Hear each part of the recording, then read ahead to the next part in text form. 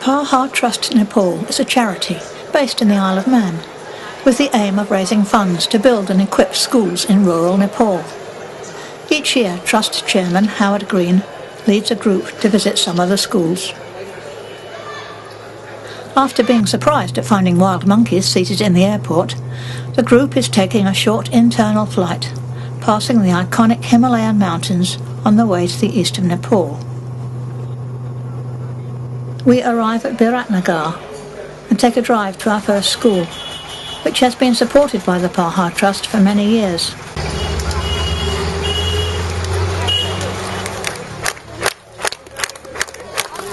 Here we receive the first of our traditional Nepalese greetings.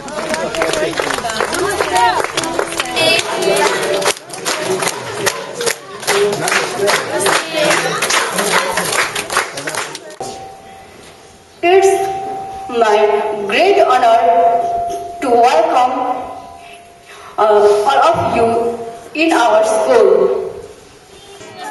The trust was started in 1991 by two ex-servicemen of the Brigade of Gurkhas, with the aim of building schools for 10,000 pupils. To date, over 70 schools have been completed, providing proper educational facilities for over 14,000 students. Alongside these have been many other projects aimed at benefiting the rural communities.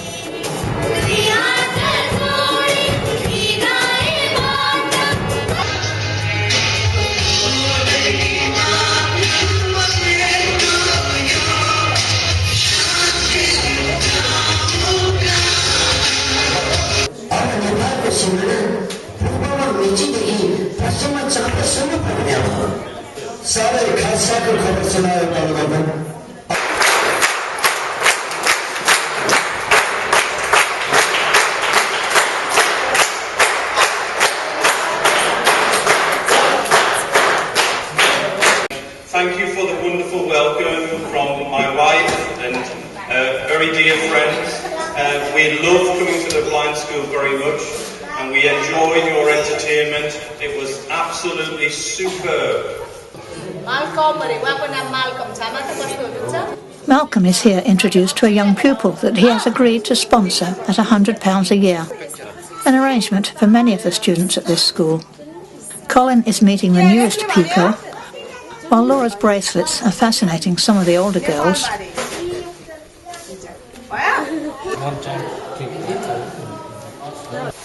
Namaste. Namaste. My name is Muna Bhattrai.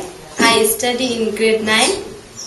Our final examination is going now and it will finish in next Friday. I am going to show you an experiment. How can we produce hydrogen gas in laboratory? 2, 1, go. This is the human brain who control all parts of body, and here are the nerves who join the different part of body. Yeah. I've told you before, I wish I could speak Nepali as well as you speak English, okay? No, all of you. We are just learning, You should be very proud. The students initially have braille letters attached to their keyboards, but once these are memorised, they operate by listening to instructions on headphones, and some are now learning to create their own programs. Head teacher Mrs. Keshari has visited St Vincent's School in Liverpool, and the two schools now share links.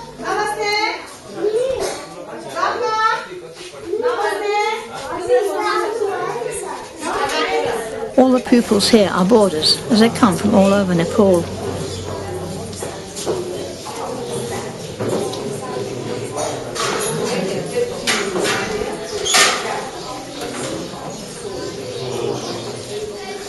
So who's the best chess player? He's the best. He's the best, is he? Yes.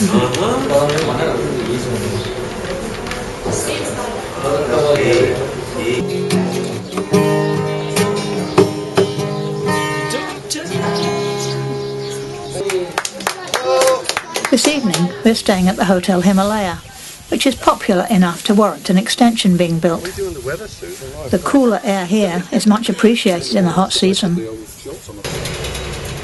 Next morning we are off in the bus again for another school visit.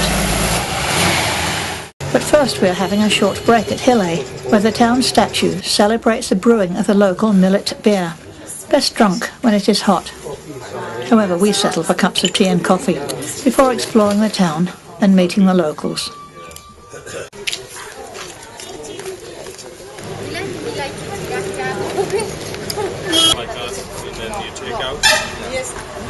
Hello.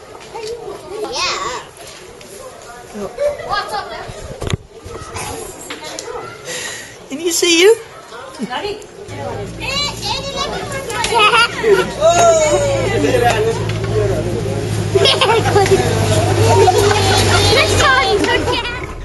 Leaving Hille, we find that the road is still under construction, but we press on for another hour to reach the Sri Pancha Krishna School. Here we're greeted with great exuberance.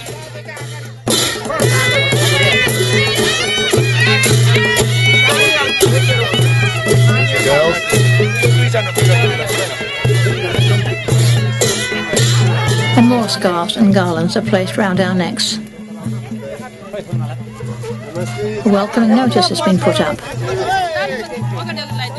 and the crowds and the children are all ready for us.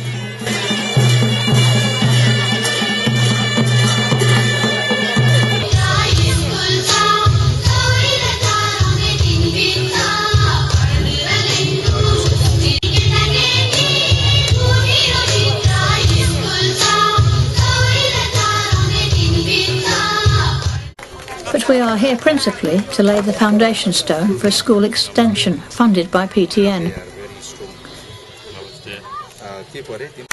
So Howard duly lights the necessary incense,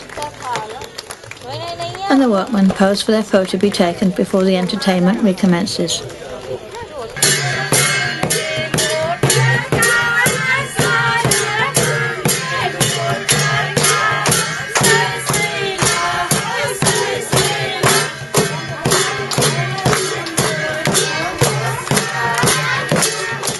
Then we have more gift giving and speeches. Don't overweigh our chief guest, honorable chief guest for today's ceremony. Thank you very much for a wonderful welcome. I've been trying to come and visit this village for many years, and it's very special to be here today. The villagers now join together for their traditional slow-moving dance.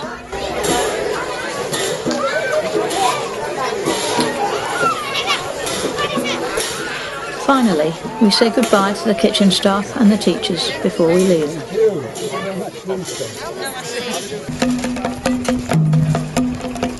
Next day we climb more hills to arrive at the Depot Secondary School with more sophisticated entertainment here.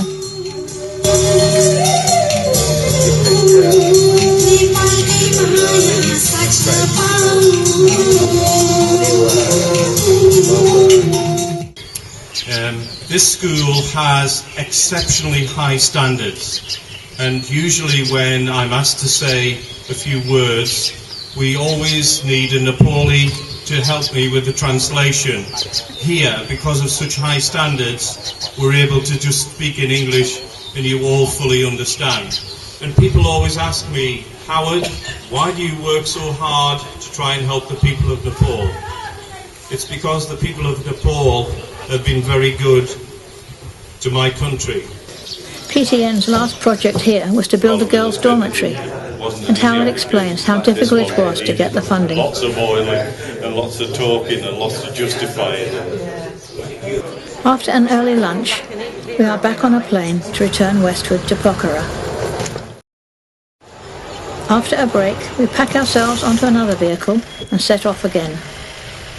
We admire the Fishtail Mountain, past the paddy fields, and splash across the dry riverbed. Then onward until we reach Charchok Primary School. It's holiday time, but we can talk to the teachers and study the basic teaching aids. And of course, children are waiting for us as they rightly guess that we may have brought some gifts with us.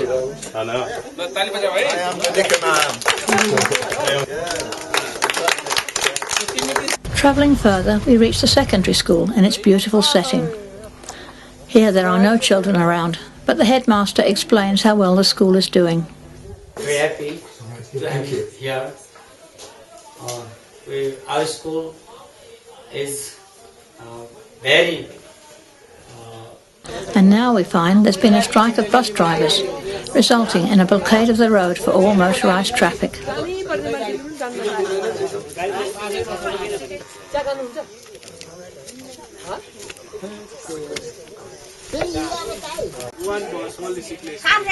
Fortunately, a local lady takes pity on us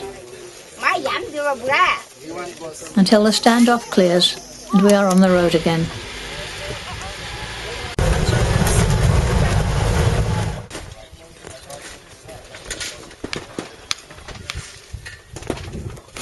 A welcoming sign has again been put out for us, but here the holidays are being used as a time to extend the basic school building.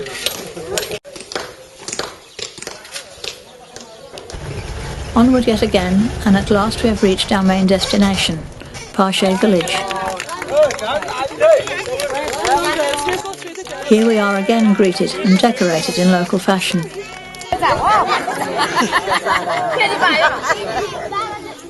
We have arrived later than expected, but nonetheless refreshments have been arranged for us.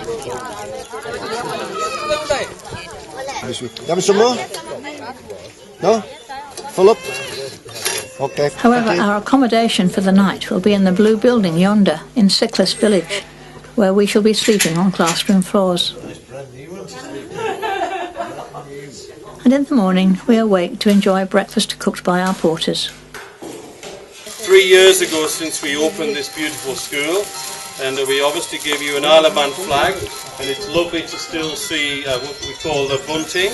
We have time to admire and photograph the view before returning to Pahar. Here Carolyn and Robert light incense and laid the foundation stone for another new school. Well done. We have to lighten the load of the jeep on difficult hills, but we continue the journey until it is time to dismount for our short trek. But first we have the lunch cooked by our trusty porters. Then we must start our 4-hour uphill climb, porters as well of course.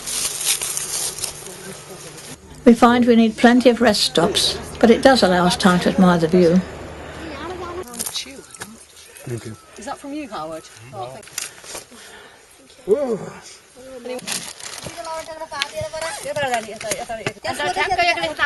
Fortunately, we find a friendly local lady to put us on the right road, and we're able to make our way to Ecliket School, where we have a candlelight meal by the campfire.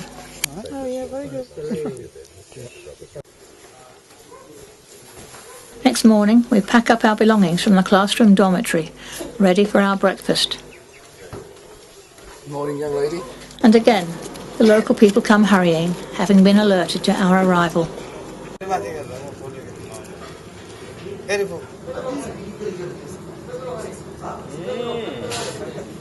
Moving on from there, we reach Tarkang School. Here, Captain Perna tells us about the new computer room. We are going to be all computer classes and computer classes is going to be now. And now we exchange yet more gifts, including these 2 presentation pots. Thank you very much. This school is also in the throes of being extended.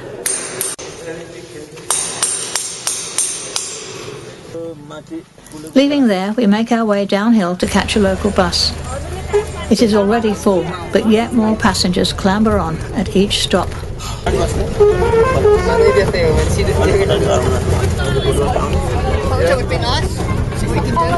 So finally, we decide to disembark and make our way onward by foot.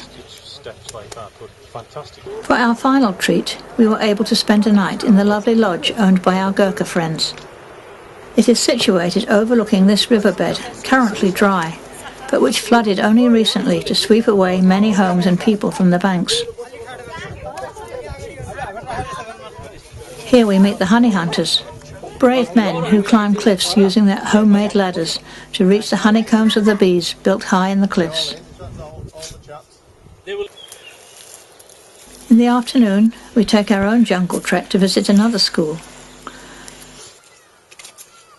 Educational artwork was recently painted here by a group of volunteers, but we cannot see the work as it done inside. So we decide to follow a local farmer. The path just leads us to this peaceful village, so we return to the lodge. Some of the group are sleeping in tents and wake up to this magnificent view. Coffee and breakfast are once again provided for us as we try to find excuses not to leave.